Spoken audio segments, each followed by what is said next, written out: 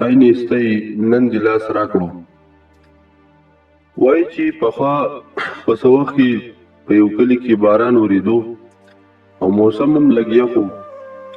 د چم ګاونډ خلک په حجره کې راجمع شوي وو او ګپ شپ یې لګولو، خو باران په یو حساب ورېدو او د درېدو یې هډوسه نوم نه اخیستو.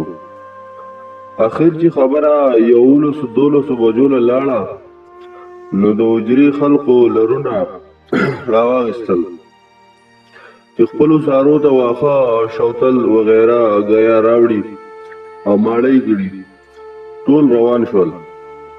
په حجره کې یو سړی ناست و چې د هغه څاروي نه و، مالي حالات هم کمزوری و. دې د وجې په کټ کې ښه بېغمه څملاست و، څادر یې په ځان واغوستو او ویده شو او د ځان سره یې وویل چې هاي نیستۍ نن دې لاس راکړو. د نورو داسې قصو د متلونو او پسې قصې یا پښتو زړو قصو اورېدلو دپاره زموږ چینل یوټیوب چینل د قصو بابا سبسکرایب کړئ او شیر کړئ. ډېره مننه.